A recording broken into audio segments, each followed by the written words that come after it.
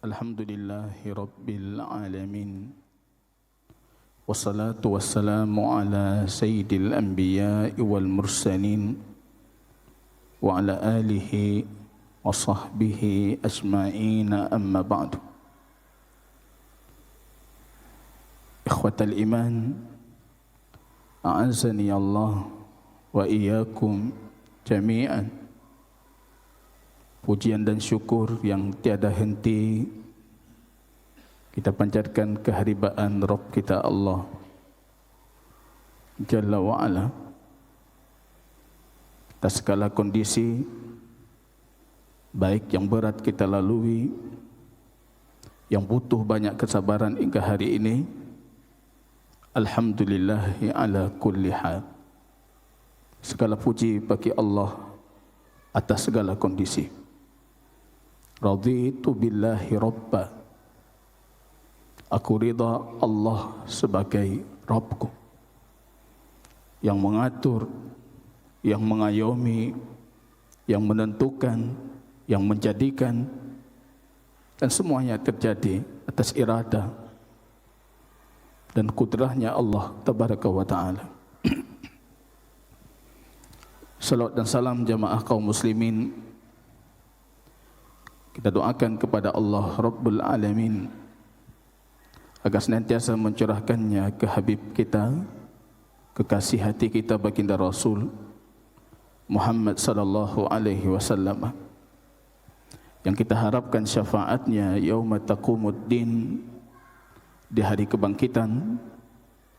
Wa man as'adun nas bi syafa'atika yaumal qiyamati ya Rasulullah.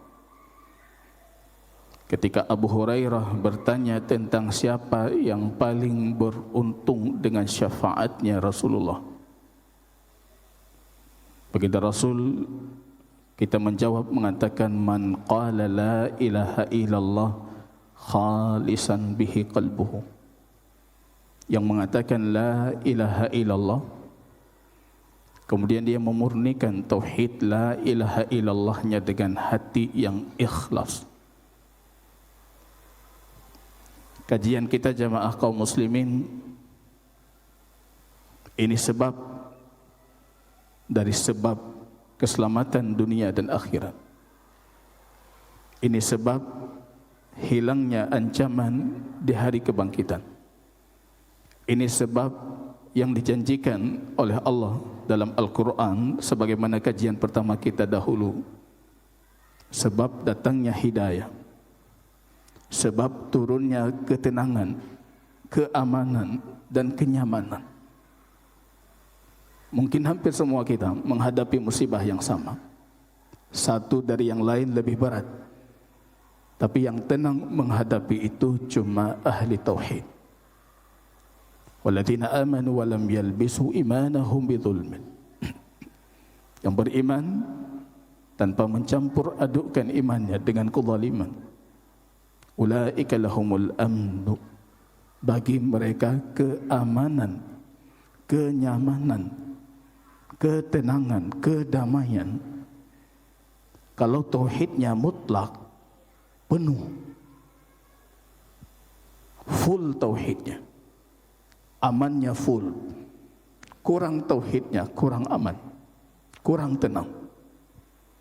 Kita bisa melihat di tengah masyarakat kita, di situ nampak mana ahli tauhid dengan yang bukan ahli tauhid.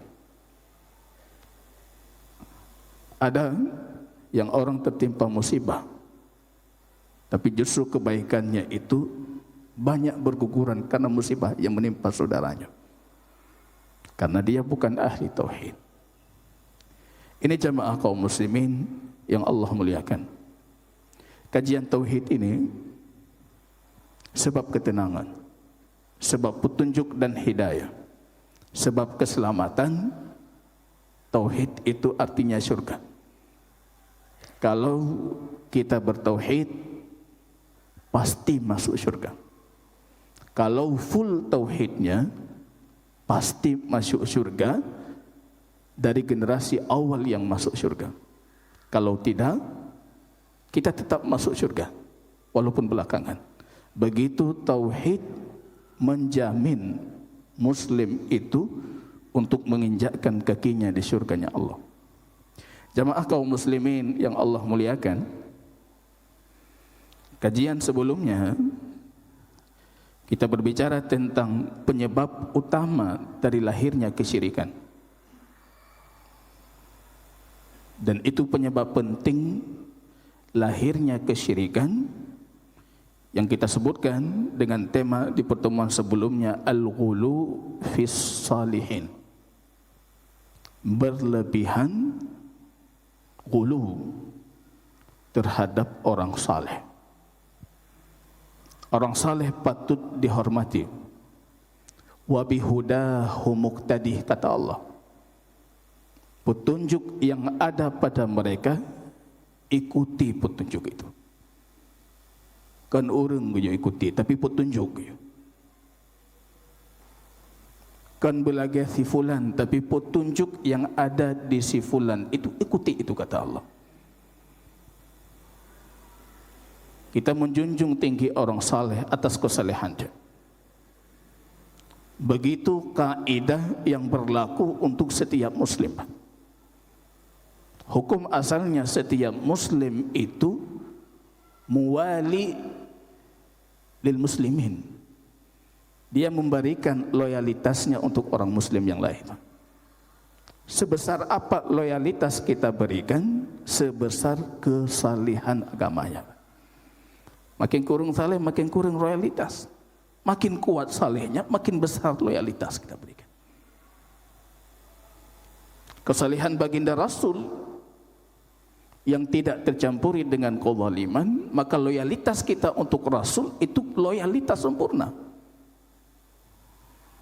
Begitu berlaku untuk setiap saudara muslim kita, Pak. Apalagi orang saleh. Di mana letak masalahnya? Masalahnya ketika orang saleh itu diberikan status di atas status yang seharusnya, Pak. Lebih ke orang malim dibandingkan untuk Rasulullah. Baik rasa ta'zim,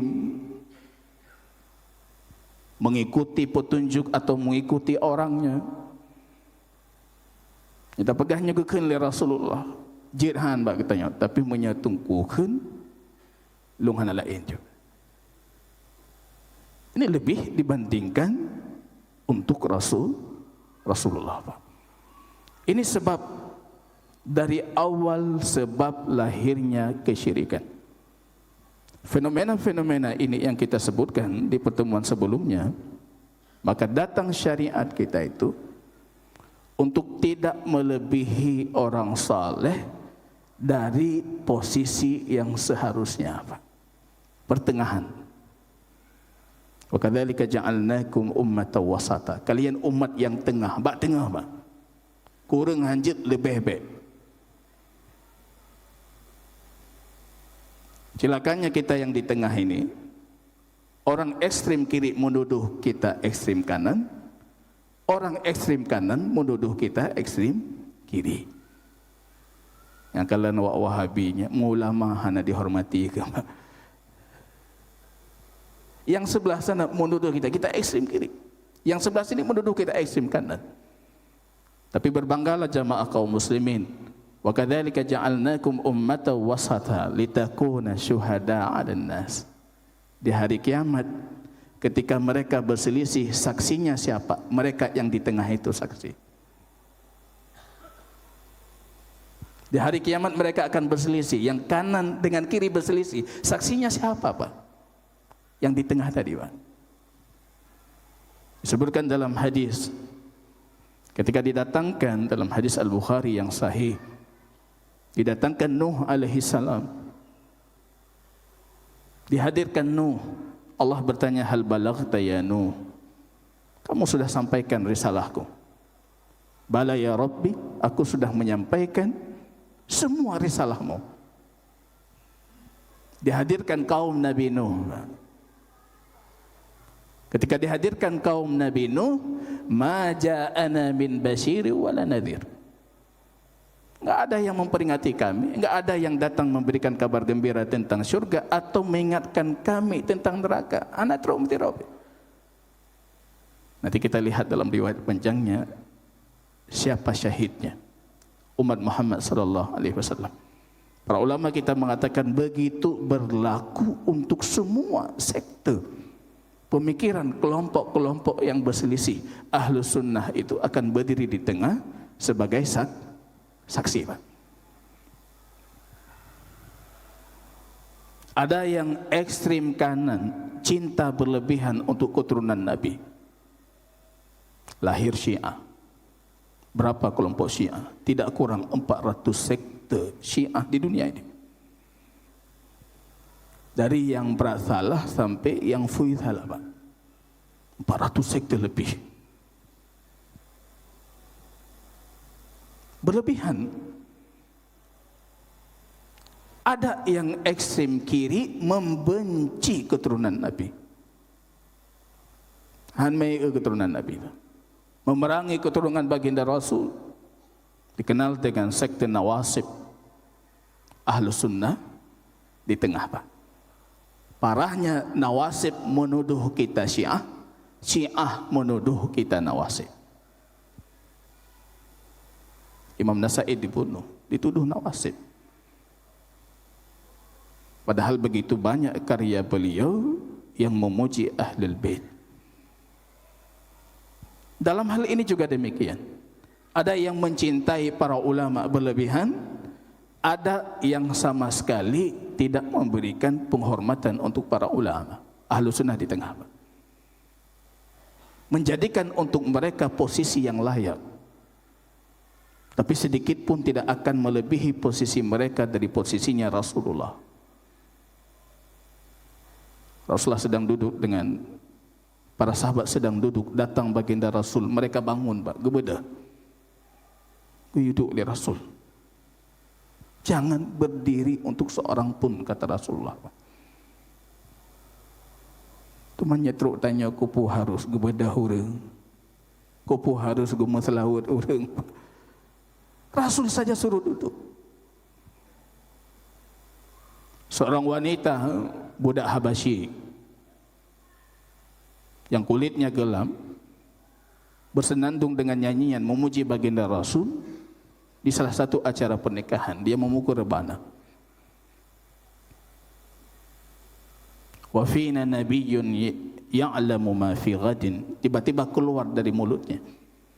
Karena orang dulu, Pak, kalau bersyair itu tanpa harus menulis, bahkan kebanyakan mereka tidak bisa menulis. Irtijali, langsung spontanitas keluar, Pak. Memuji Rasul, memuji sampai akhirnya dia mengatakan kita punya Nabi yang tahu apa yang terjadi besok hari. Langsung baginda Rasul, cukup. Da'i an hadha, tinggalkan ini. Yang lagi nyobek,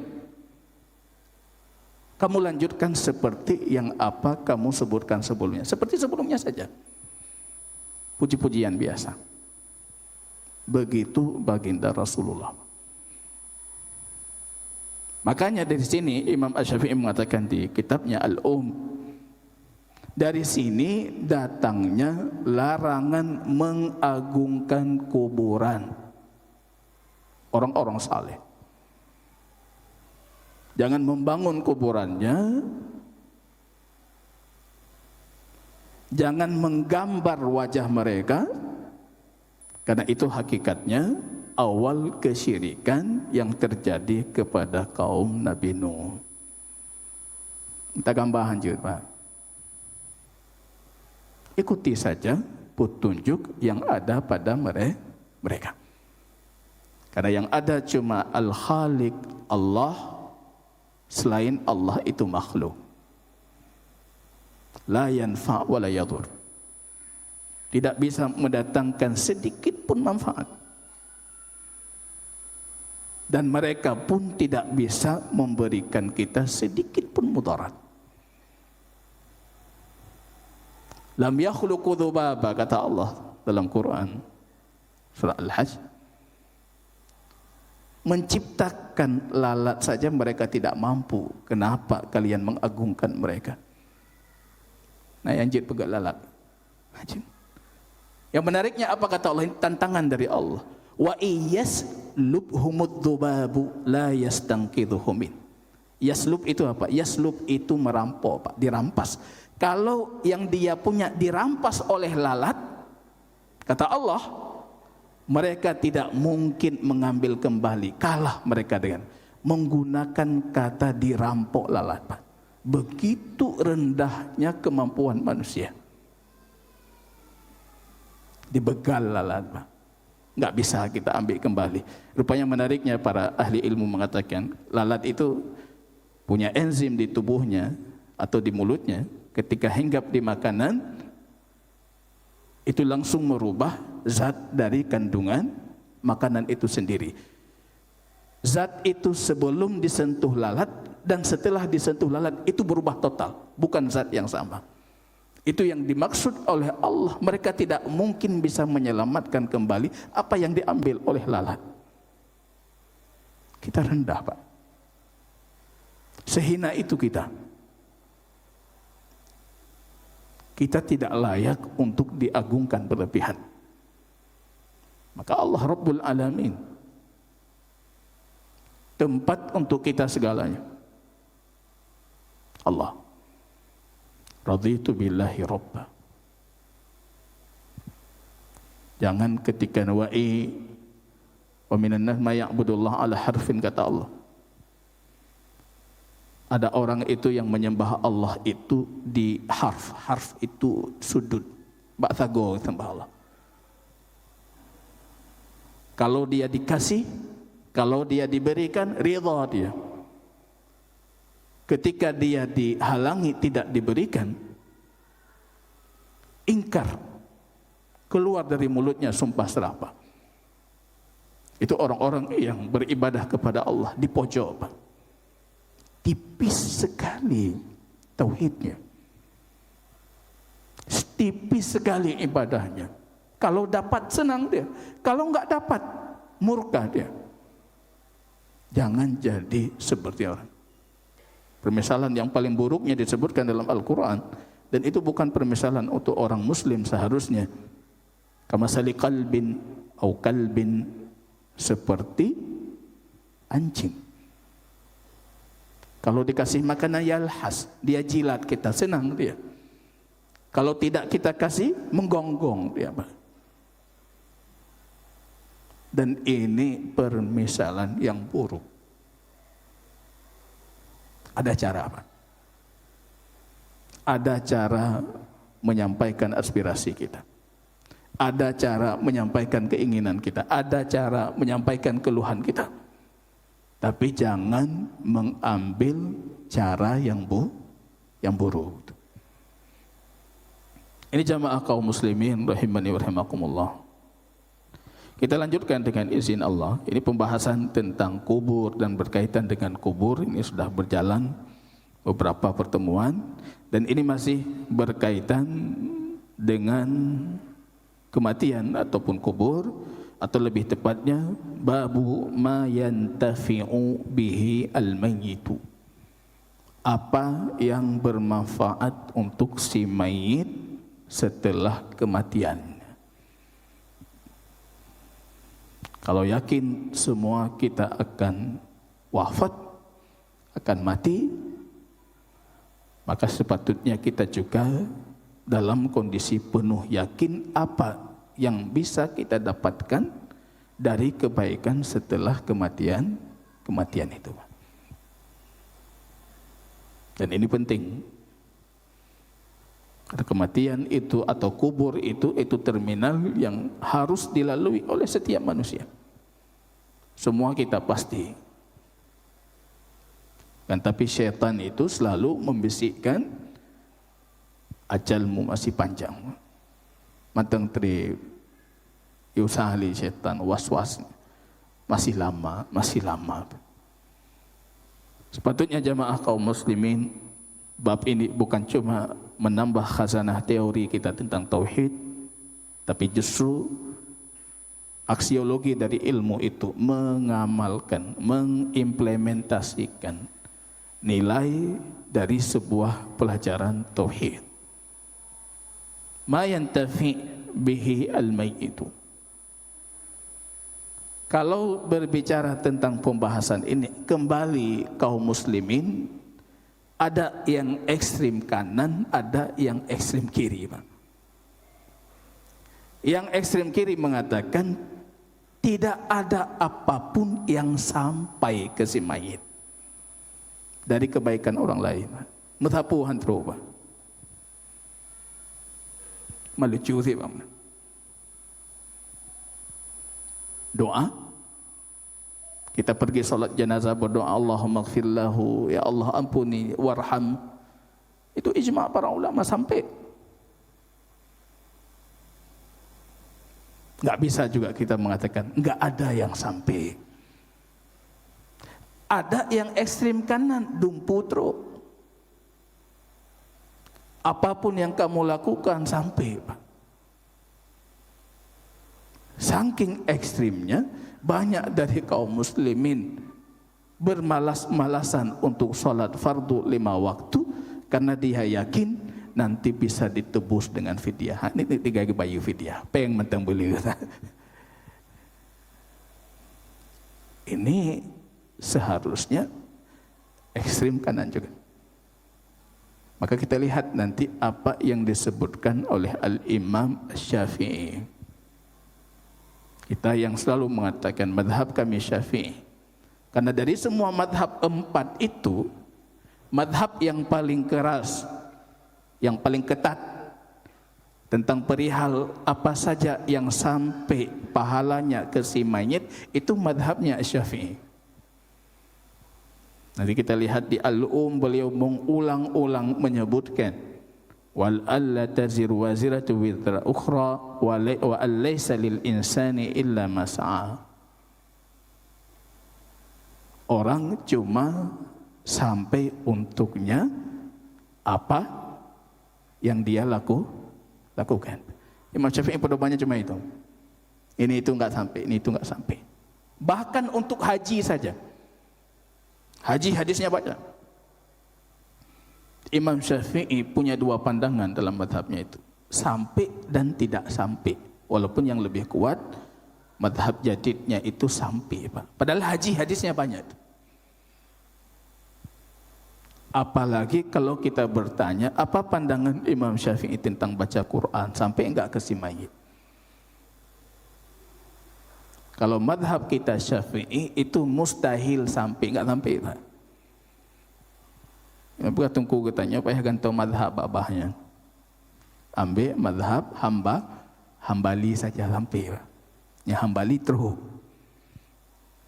Mana galak tu hambali wahabi. Ini jamaah kaum muslimin. Qala ta'ala wa an laysa lil insani illa ma sa'a wa anna sa'yahu sawfa yura. Orang itu cuma mendapatkan apa yang ia usahakan. Ini dalil ini berulang kali ketika berbicara tentang menghadiahkan pahala. Imam Syafi'i berdalil dengan ayat ini. An-Najmu ayat 40. Wa anna sa'yahu sawfa yura. Usahanya itu dia akan lihat hasilnya. Makanya aksiologi ilmu itu penting. Bukan cuma tambah-tambah isi kepala kita dengan informasi tentang tauhid, teori tentang tauhid, tapi di pengamalan kita tidak. Kita akan lihat apa yang kita lakukan. Ada yang diberikan buku catatan amalnya dengan tangan kanannya dengan penuh pentakziman. Dimuliakan dia dengan buku catatan amalnya. Dia membukanya dengan kebanggaan. Ada yang diberikan dengan tangan kirinya sebagai penghinaan. Fal'iyadzubillah, kata Rasul dalam hadis sahih, ada yang diberikan nganjarawi dilikut lompat. Kalau tiba-tiba Anda dapat sembako dikasihnya dengan cara seperti itu, Anda enggak mau menerima goduk mandang. Kemarin kita menonton salah satu korban itu. dengan isak tangisnya mengatakan, kenapa itu influencer anak-anak muda itu yang buat konten. Kalau kata presiden kita itu wisatawan musibah, wisatawan bencana. Dia kasih bantuan dalam kondisi berlari-lari supaya orang mengejar bantuan itu. Itu penghinaan untuk kaum muslimin. Berikan dengan cara yang baik. Anda bisa membayangkan, itu untuk bahan refleksi kita. Kalau buku catatan amalmu diberikan dengan tangan kirimu dari belakangmu, terkejut kita ketika membacanya. Semua tertulis di sini. La yaghibu saghirah wala kabirah. Sedikit, kecil, besar pun enggak ada yang tersembunyi, nampak semuanya. Dan semua akan kita lalui itu. Maka siapkan buku catatan amal terbaik. Di dunia kita musompat, tajuk peng bacut laga aju catatan. Tapi di sana tidak. Kenapa tidak tersembunyi? Kecil besar semuanya tercatat. Saufa yura, kata Allah, mereka akan melihat semua usaha yang pernah dia lakukan. Dan kita berhenti di sini. Ayat ini kalau kita baca dari ayat 39 tadi, orang tidak mendapatkan kecuali apa yang ia usahakan.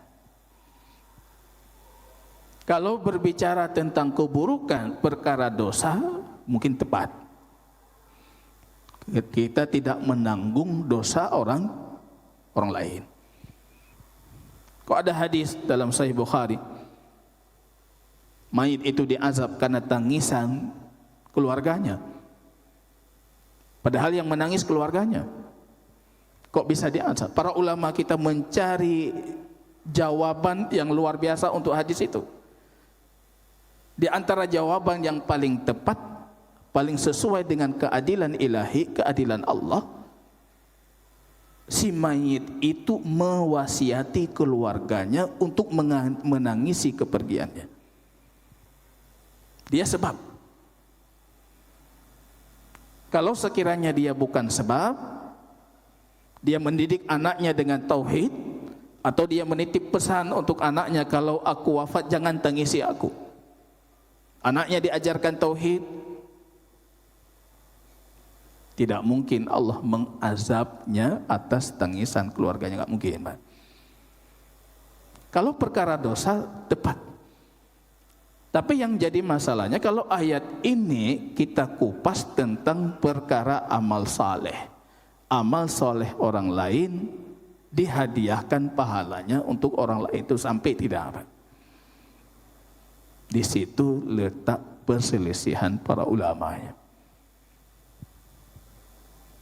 Ada seorang penceramah lucu-lucu di YouTube. Yang pegahan truk ya kena, ya lumpuh jo. Nanti kami kirimkan pahala nekalan ke truk puhan truk. Itu kan main-main, Pak. Apa nih lagi ya? Yang mengatakan tidak sampai pahala ke sini, biar kami bunuh dulu nanti. Ketika kamu mati kami kirim pahala, kamu lihat sampai enggak? Bukan seperti itu agama. Sampai tidak di alam barzah itu perkara gaib. Enggak ada yang tahu. Barzah itu artinya penghalang. Gaib ini. Kalau itu perkara gaib sudah kita sepakati, jalur untuk mengetahui itu sampai atau tidak sampai, maka jalurnya wahyu. Wahyu. Maka berhenti di mana ayat dan hadis mengatakan itu sampai.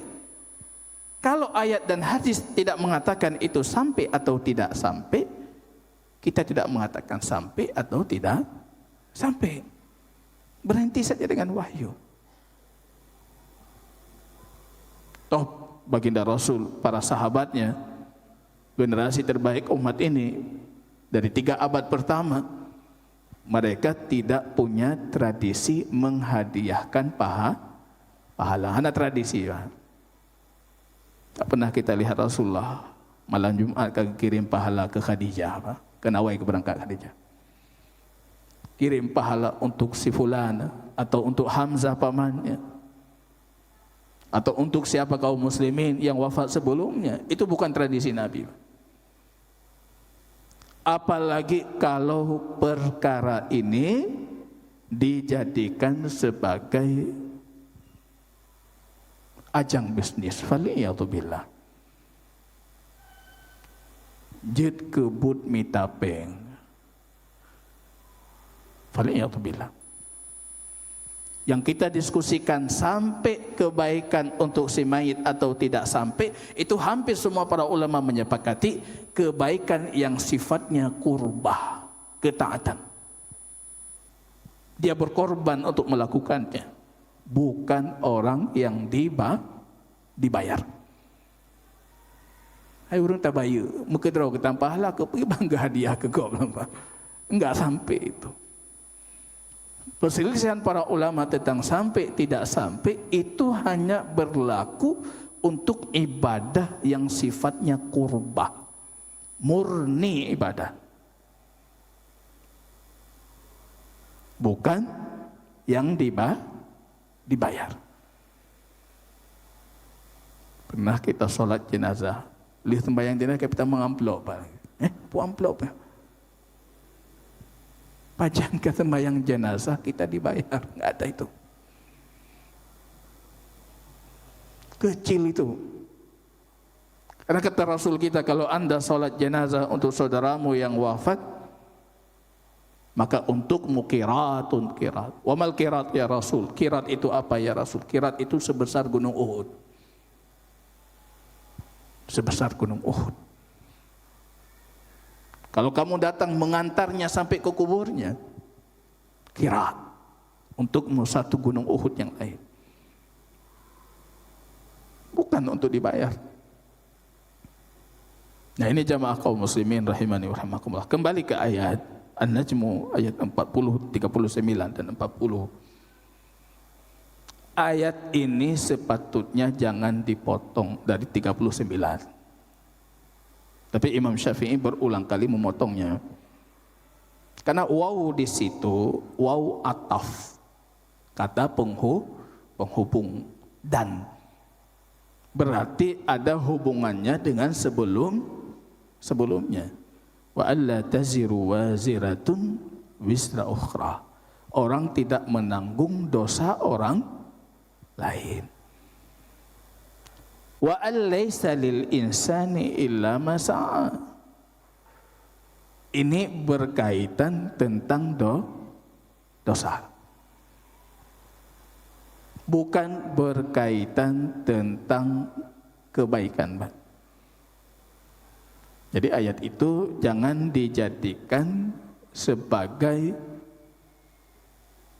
penghalang untuk banyak ayat dan hadis yang menyebutkan ada beberapa kebaikan yang bisa sampai kepada si mayit.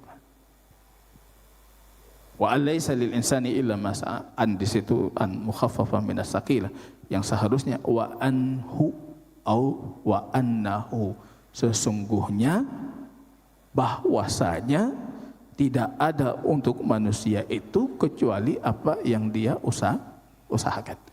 Ini berbicara tentang al-adlu ilahi, keadilan Allah. Bukan berbicara tentang fadlu, kemurahan Allah. Kalau kita melakukan kebaikan kan Allah murah, gelipat gandakan kebaikan kita. Sampai 10 kali lipat, sampai 700 kali lipat, dalam hadis sampai 7.000 kali lipat. Ila adhafin katsira, sampai lipatan yang besar. Ini enggak berlaku dengan ayat ini. Fayudha'af lahu. Yudha'af, mudha'afah, dilipat-lipat. Itu kebaikan. Itu namanya fadlullah, kemurahan Allah. Kalau untuk dosa, Allah bertindak dengan keadilannya. Satu-satu terhitung. Kebaikan 1, 10 terhitung. Menangis Imam Abdullah ibnu Mas'ud Kalau kebaikan 1 dihitung 10, dosa 1 dihitung 1, kenapa catatan amal kita keburukan itu bisa mengalahkan kebaikan? Padahal yang kekali lipat kebaikan. Kebaikan 1 dihitung 10, Pak. Keburukan 1 dihitung 1. Waktu ditimbang, waktu dihitung, rupanya yang dihitung 1 lebih banyak dibandingkan yang dihitung 10. Ini orang paling celaka, kata Ibnu Mas'ud. Ini orang paling celaka. Yang dihitung 1 lebih banyak dibandingkan yang dihitung 10. Berarti potensi maksiat dan keburukan kita itu kali 10 kebaikan. Maka cara Muslim itu ketika melakukan satu maksiat, dia ikuti maksiatnya, keburukan itu dengan kebaikan. Satu maksiat, ikuti dengan kebaikan. Pagi sebenarnya cukup 1 Sayyidul Istighfar Anda baca. Allahumma la ilaha illa anta. Anta rabbi la ilaha illa anta. Sayyidul Istighfar. Kalau kamu baca pagi sampai sore kamu wafat, masuk surga, kata Rasul. Kalau kamu baca sore sampai paginya kamu wafat, masuk surga, kata Rasul. Wallahu ta'ala a'lam bisawab. Kita lanjutkan dengan izin Allah, jamaah kaum muslimin, pembahasan tentang perihal apa yang bisa bermanfaat untuk si mayit setelah kematiannya di pertemuan selanjutnya. Barakallahu fikum, subhanakallahumma wa bihamdika asyhadu an la ilaha illa anta astaghfiruka wa atubu ilaik. Assalamualaikum warahmatullahi wabarakatuh.